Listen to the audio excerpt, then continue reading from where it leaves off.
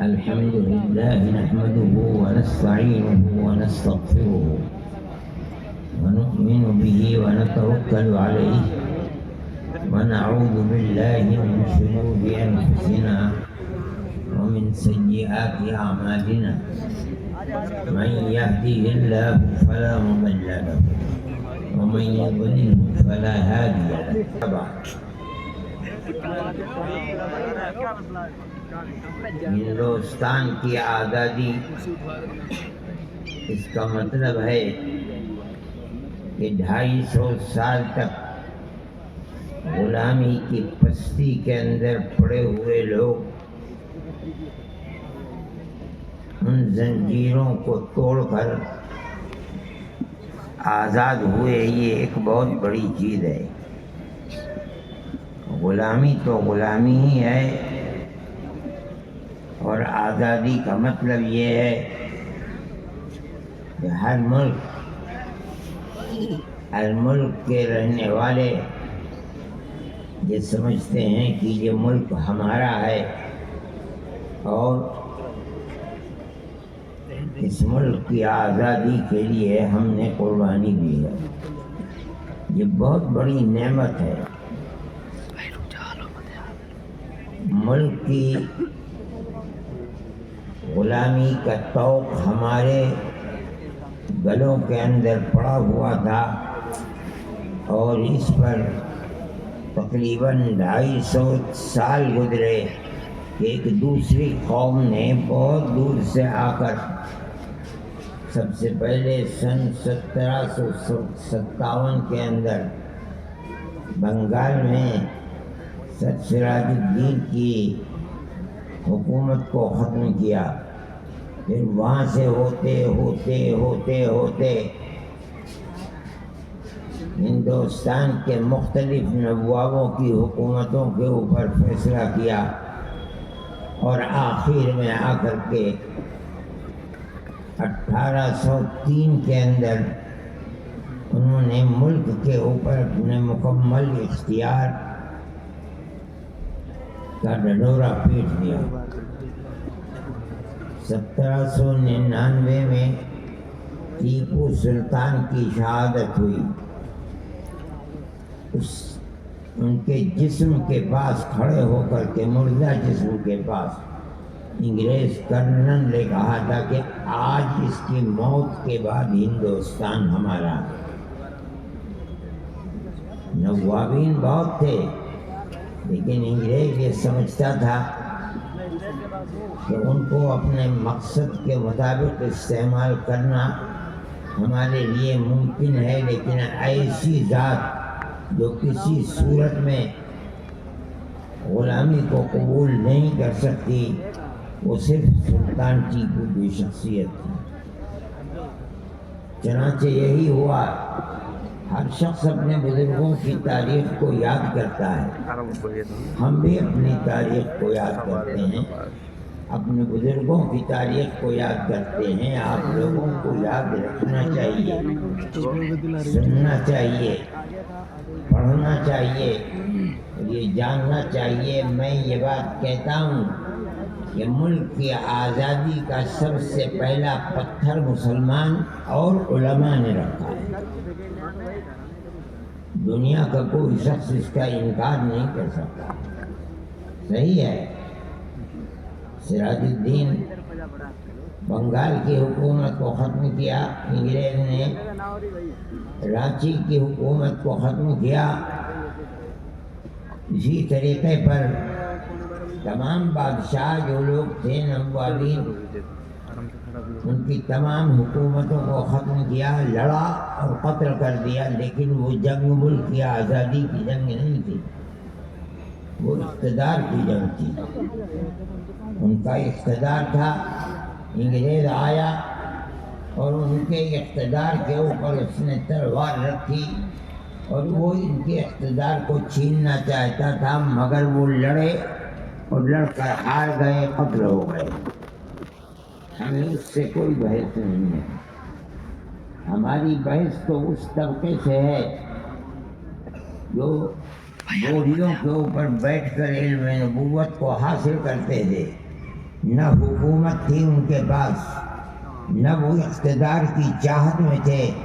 ان کا مقصد صرف ایک ہی مقصد تھا کہ غلامی کی جو زنجیر ہمارے اوپر پڑی ہوئی ہے، ہم اس زنجیر کو توڑنا چاہتے ہیں.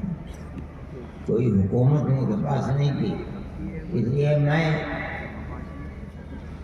آخری شاہان مغلیہ کے ساتھ کیا ہوا، انہوں نے کیا کیا، اس سے کوئی بحث نہیں.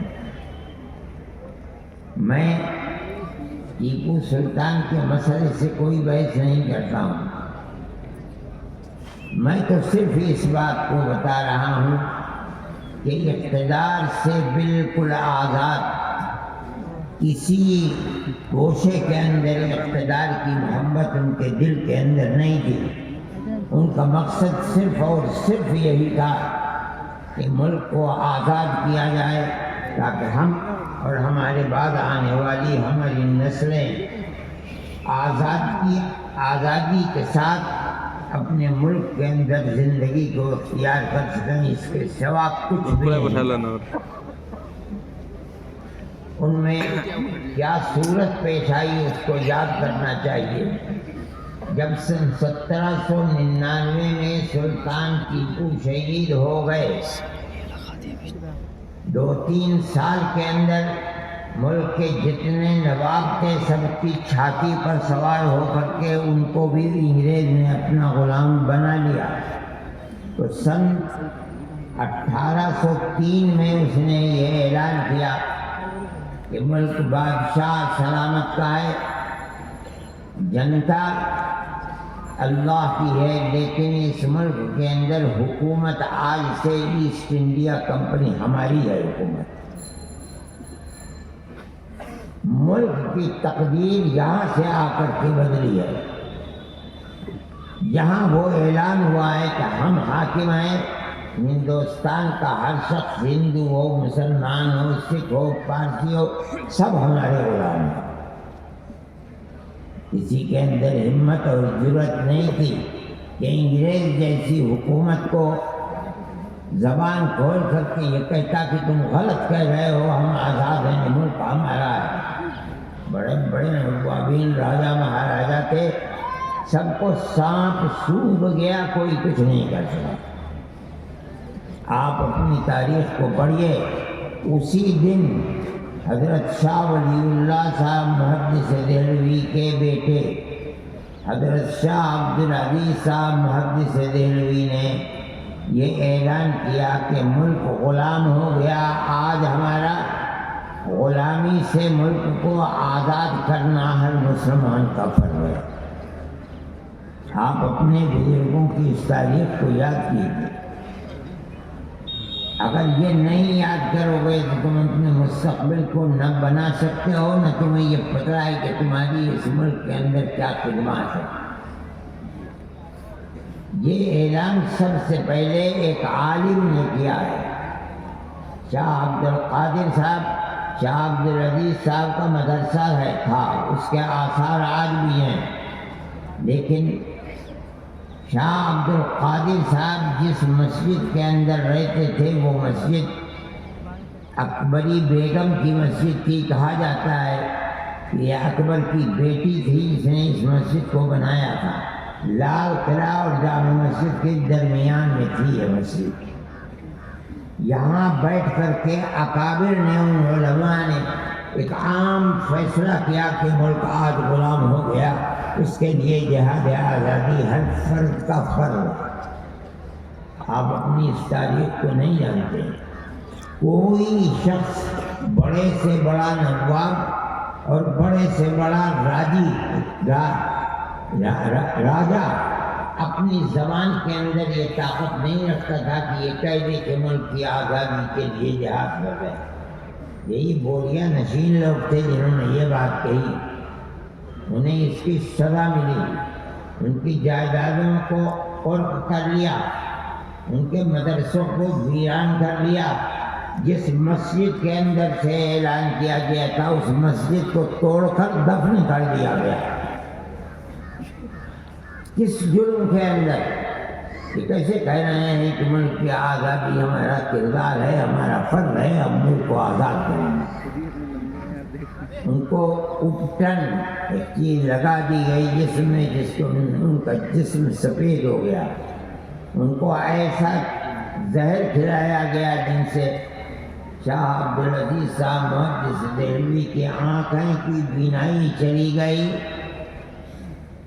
اور وہ اندھے ہو گئے، شہر بدر کر دیا گیا، لیکن کسی طرح سے پھر اس کے بعد وہ دہلی چلے آئے۔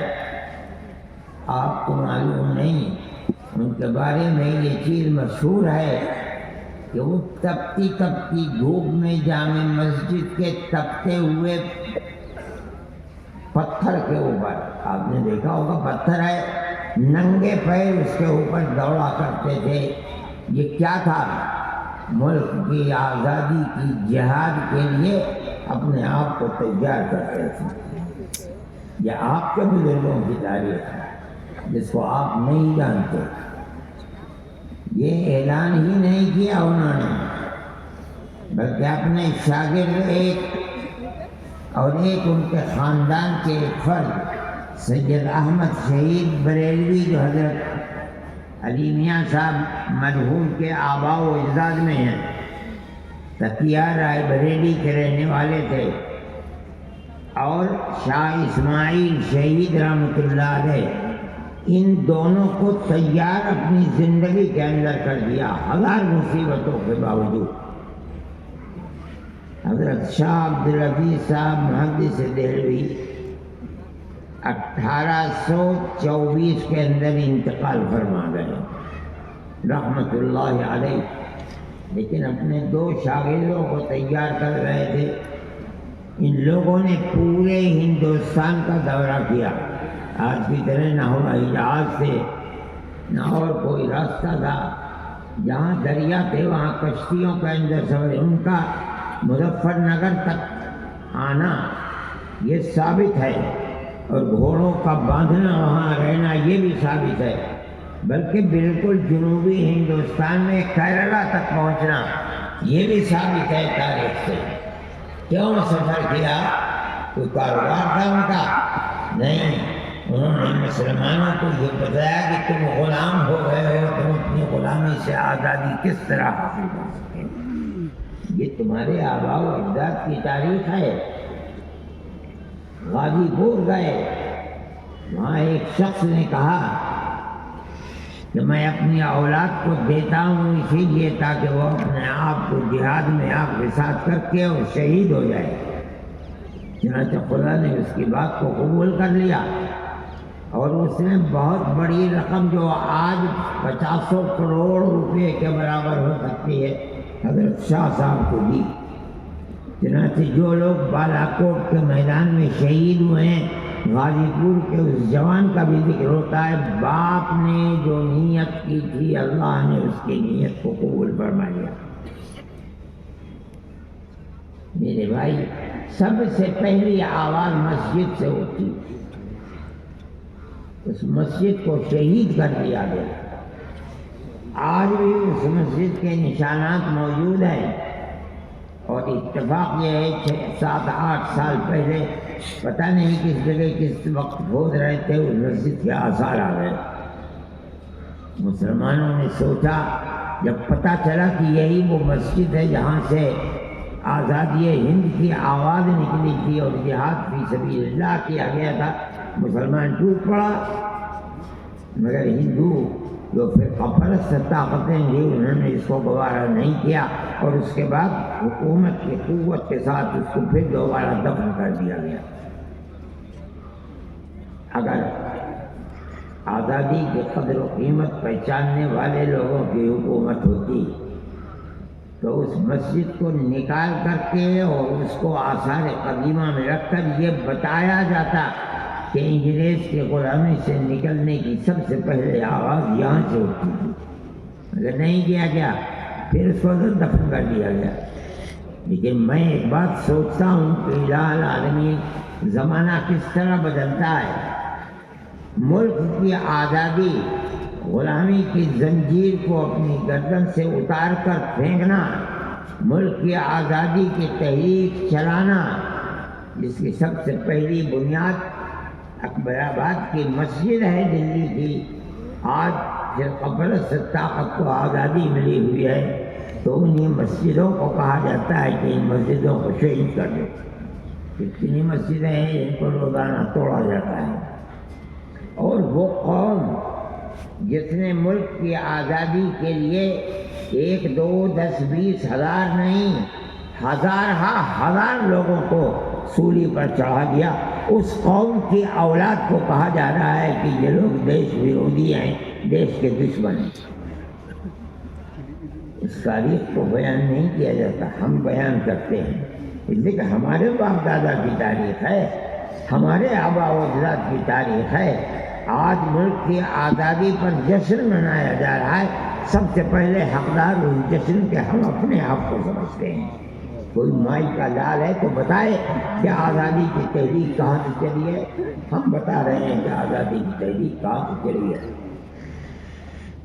میرے بھائی، یہ صورتحال، یہ تاریخ جو میں کہہ رہا ہوں، یہ مسلمانوں کی تاریخ ہے، اور اس تاریخ کی وجہ سے یہ پہلا پتھر ہے انگریزوں کی 250 سالہ حکومت کو کے اندر تزلزل پیدا کرنے کے لیے، اور پیدا کر دیا، اور کالا منہ ہو کر کے وہ اس ملک سے نکل کر اپنے ملک میں چلے گئے۔ یہ آپ کی تاریخ ہے، آپ کے آبا و اجداد کی تاریخ ہے۔ چنانچہ ایک قافلہ آگے چلتا رہا۔ حضرت شاہ عبدالعزیز نے اپنے 2 وارثوں کو، علمی وارثوں کو تیار کیا۔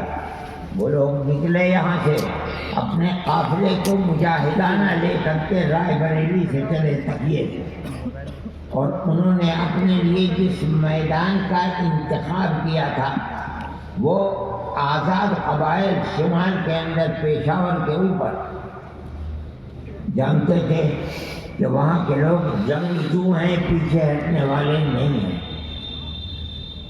اسی حصے کو انہوں نے آزادی کے لیے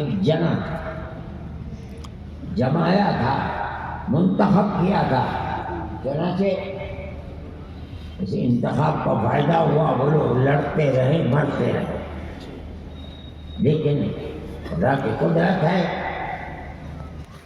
کہ اس سے نچلا حصہ جو تھا بالاکوٹ کا، یہاں بغاوت شروع ہو گئی۔ بغاوت کرنے والے مسلمان نہیں تھے، وہاں جنگ ہوئی، اور اس جنگ کے اندر دونوں کے دونوں شہید ہو گئے۔ آج بھی راولپور ان کا مزار ہے بالاکوٹ کے اندر، اگرچہ میں وہاں کوشش کے باوجود نہیں جا سکا، لیکن میرا جی چاہتا تھا، جب میں جایا کرتا تھا جوان تھا پاکستان، تو میں ان کی قبر کے اوپر جاؤں۔ میں نہیں جا سکا، لیکن وہ قبریں میں نے سنا ہے کہ آج بھی موجود ہیں۔ یہ ہمارے آبا و اجداد کی تاریخ ہے۔ لیکن ان دونوں کے شہید ہونے کے بعد ظاہر ہے کہ میدان جنگ کا رخ تبدیل ہو گیا۔ اس تبدیلی کے بعد جو لوگ شہید ہوئے، لیکن جو لوگ بچ گئے ان میں جو لوگ پٹنے کے رہنے والے تھے، تو بڑا طبقہ وہ تو وہیں رہ گیا اور برابر انگریز کے ساتھ لڑتا رہا۔ جو دوسرے لوگ تھے وہ وہاں سے نکلے، اور اب آ کر کے انہوں نے سن 1857 کے بعد دلی کو اپنا مرکز بنایا۔ سن 1857 نہیں، سب سے پہلے جو جنگ ہوئی ہے 1832 بہاولپور، جب وہاں شکست ہو گئی بالاکوٹ کے میدان میں، وہ لوگ بھاگے 32 سے، اور آ کر کے 57 تک وہ جمع ہوئے۔ انہوں نے ہندو اور مسلمانوں کو آزادی وطن کے لیے جمع کیا۔ یہ آپ کی تاریخ ہے۔ اور پھر سن 1857 میں بغاوت کی۔ اس کے اندر ہمارے اکابر حضرت گنگوئی، حضرت نانوتری، ان کے پیر و مرشد مولانا حاجی امداد اللہ صاحب مہاجر مکی، مولانا منیر الدین صاحب، یہ لوگ اس کے ہیرو تھے۔ ایک جگہ تو انہیں کامیابی مل گئی، شاملی کے اندر مار لیا، بھگا دیا اور توپ خانہ لے کر کے آ گئے۔ لیکن انگریز نے اپنی طاقت اپنے بلبوتے پر نہیں بلکہ ہندوستان کی وہ قوم میں وہ لوگ جو ان کے ملازم تھے، نمک خوار تھے، ان کو سب کو آگے کھڑا کر دیا۔ سن 1857 کے اندر بھی بہت قتل و غارت لگی ہوئی ہے، لوگ جانتے بھی نہیں ہیں۔ میں پرسوں نرسوں مراد آباد میں تھا، میں قبرستان امام گنج شہیدوں کا خزانہ، یہ قبرستان وہی ہے جو سن 1857 میں جو مسلمانوں کو انگریز نے قتل کیا تھا، ان کی لاشوں کو وہیں رکھ کر کے قبر کے اندر دفن کیا گیا۔ اس کا نام ہی پڑ گیا گنج شہیدہ۔ نواب منجو خان یہ مراد آباد کے نواب تھے، انگریزوں نے ان کو پکڑ لیا، وہ انگریز کے مخالف تھے۔ تو بعض لوگ تو کہتے ہیں انہیں زندہ کو بھٹی کے اندر ڈال دیا گیا، مر گئے، جلا گئے۔ بعض لوگ کہتے ہیں کہ ان کو زندہ ان کے جسم کو انگریز نے رسی سے اپنے گھوڑے کے پیر میں باندھ کر اور اس کو دوڑایا، ان کے جسم کے ٹکڑے ٹکڑے ہو گئے اور مر گئے۔ مسلمان کی تاریخ ہے، تم نے کیا کیا، تمہارے آبا و اجداد نے اس ملک کے لیے کیا کیا ہے۔ جس قوم کو اپنے آبا و اجداد کی تاریخ یاد نہیں اور معلوم نہیں، وہ قوم کچھ بھی نہیں کر سکتی، فنا ہو جائے گی۔ یہاں میرٹھ کے اندر جن لوگوں نے 1857 میں مخالفت کی ہے، 151 یا 152 لوگوں کو پھانسی پر چڑھایا گیا۔ مورخین کہتے ہیں ان میں اکثریت علماء کی تھی۔ سن 1857 کے اندر صرف دلی کے اندر 32 یا 33 ہزار مسلمانوں کو پھانسی پر چڑھایا گیا ہے۔ کون مسلمان جس کی شکل و صورت سے یہ پتہ چلتا تھا کہ یہ عالم دین ہے؟ انگریز یہ جانتا تھا کہ جب تک ان کا بیج مار نہیں دیا جائے گا تب تک ہم حکومت ملک کے اوپر نہیں کر سکتے۔ 33,000 مسلمانوں کو قتل کیا اور لال قلعے کے سامنے جتنے درخت ہیں ان کی لاشوں کو اسی کے اوپر لٹکا دیا گیا، سبق سکھلانے کے لیے جو ہماری مخالفت کرے گا اس کا انجام یہ ہوگا۔ یہ مسلمان کی تاریخ ہے، آپ کو اپنی تاریخ کو یاد رکھنا چاہیے۔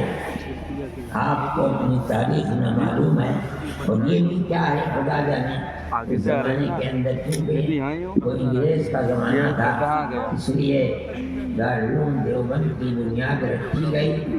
اس کے نظام تعلیم اور نصاب تعلیم کے اندر مسلمانوں کی آزادی ملک کے لیے جو تاریخ ہے نصاب تعلیم میں وہ تاریخ نہیں رکھی جا سکی، اس لیے کہ 1866 کے اندر دارالعلوم آباد ہوا، قتل و غارت گری کے دروازے کھلے ہوئے تھے، اس کے نصاب تعلیم کے اندر کوئی ایسا مضمون رکھنا کہ جس سے لوگوں کے اندر جہاد آزادی وطن زندہ رہے ممکن نہیں تھا، اس لیے وہ نصاب نہیں ہے۔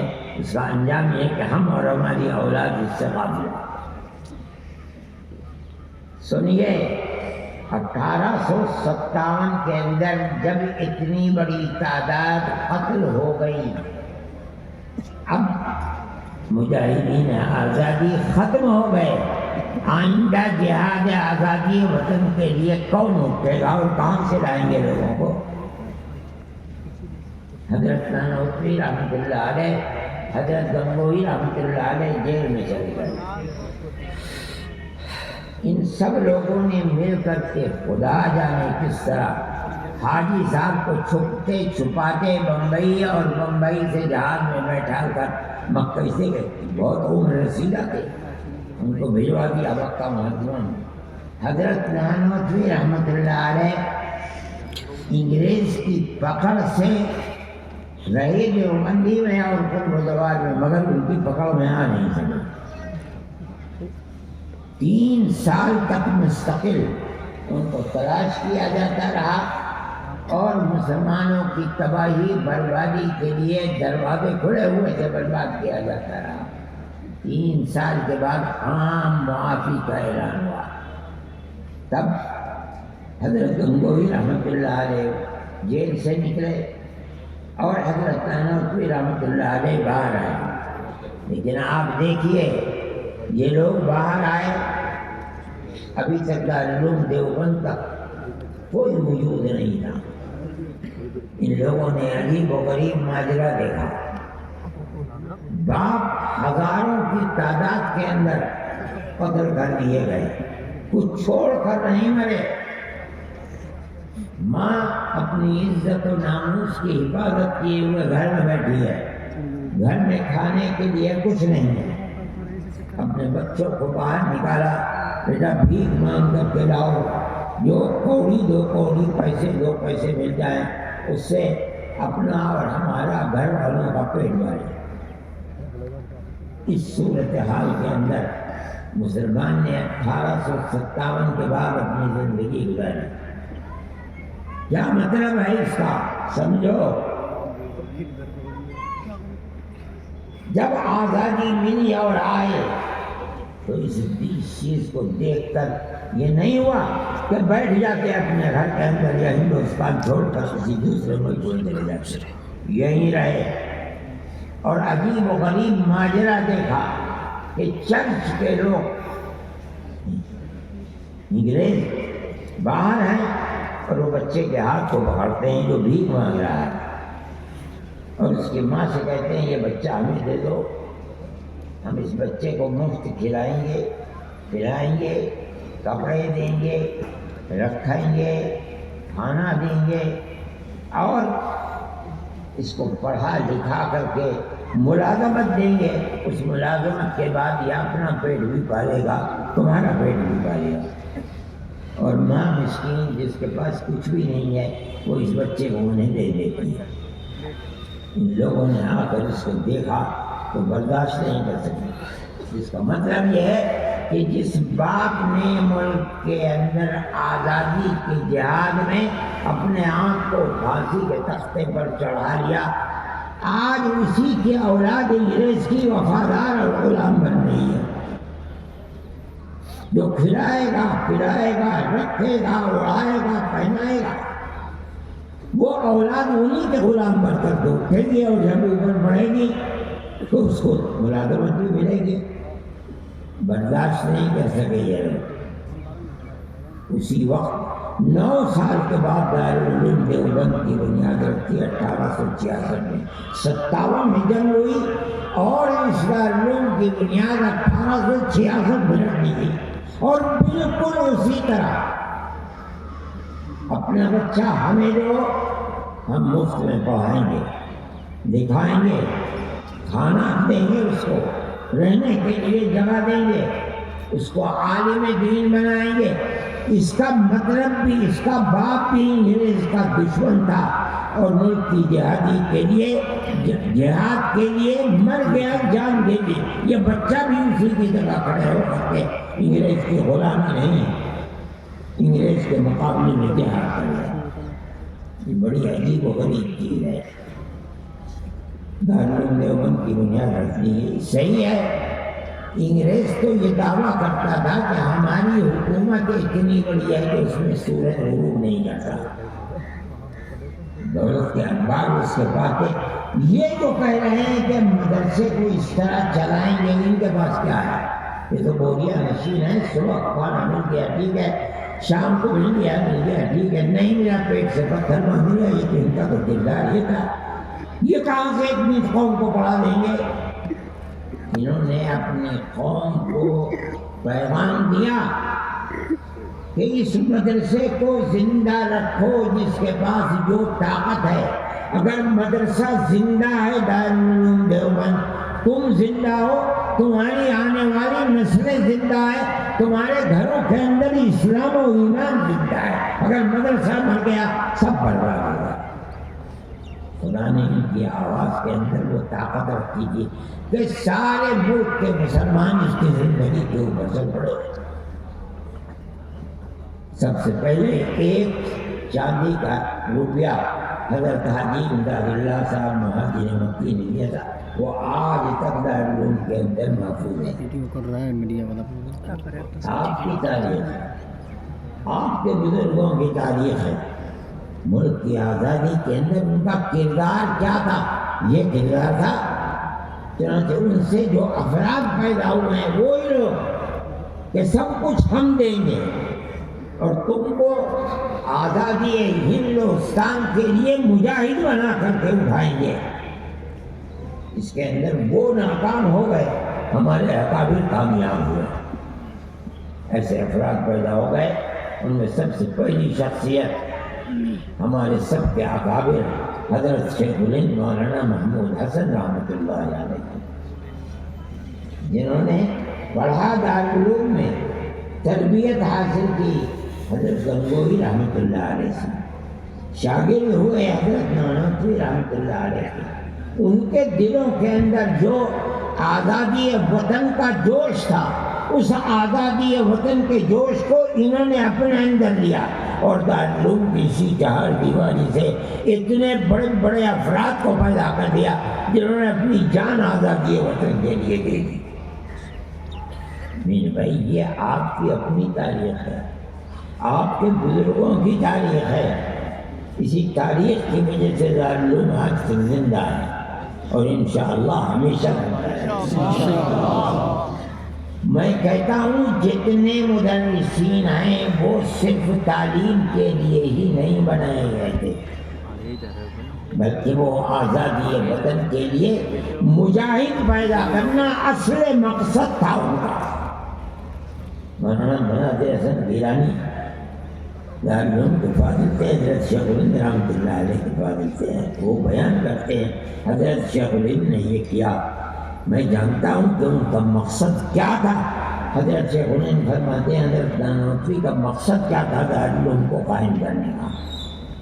وہ یہ کہنا چاہتے ہیں کہ صرف تعلیم نہیں بلکہ ملک کی آزادی کے لیے مجاہد پیدا کرنا ان کا مقصد تھا، اور اس مقصد کے اندر وہ 100% کامیاب ہیں۔ حضرت شیخ الہند رحمۃ اللہ علیہ نے ایسی تاریخ اپنی پیش کی ہے کہ دنیا اس کی تاریخ کو پیش نہیں کر سکتا۔ ٹھیک ہے، بہت بڑے ہیرو ہیں، مہاتما گاندھی یقیناً ہیرو ہیں، لیکن اس تمام پوری تاریخ کے اندر آپ کو ایسا کوئی مجاہد آزادی نہیں ملے گا جس نے ملک سے باہر جا کر کے دشمن کی جیل کے اندر رہ کر کے اپنی زندگی کو فنا کیا ہے، کوئی نہیں۔ اگر ملے گا تو صرف شیخ الہند ملے گا۔ یہ ان کا کردار تھا، اپنی زندگی کو فنا کر دیا۔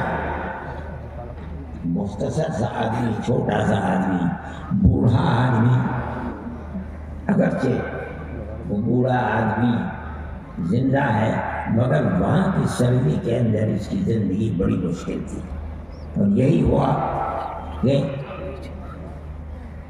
3 سال 4 مہینے جیل کے اندر رہ کر جب ہندوستان آئے ان کے اندر سکت نہیں تھی، لیکن میں اس شخص کے اندر جو آگ تھی ملک کی آزادی اور جہاد کے لیے، میں اس کی بات آپ کو سناؤں، آپ کو تعجب ہوگا۔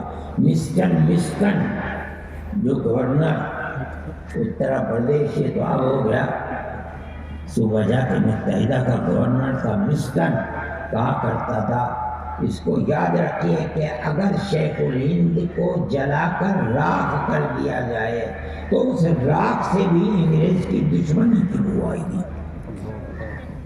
ایسا شیخ الہند جہاز جب آتے ہیں تو ایک دم گودی پر نہیں رہتے، کچھ فاصلے کے اوپر کھڑے ہو جاتے ہیں تاکہ گودی کا نظام صحیح کر دیا جائے۔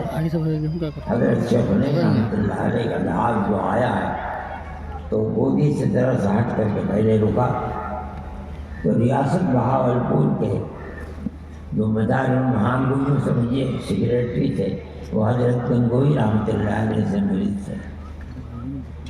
انگریز نے انہیں تیار کیا اور یہ کہا کہ جاؤ جا کر کے شیخ الہند کو اس کے لیے تیار کرو کہ اب آ گئے چھوٹ کر کے، اب اس تحریک کو چھوڑ دیں اور گھر میں بیٹھے ہیں اور دارالعلوم کے اندر پڑھائیں۔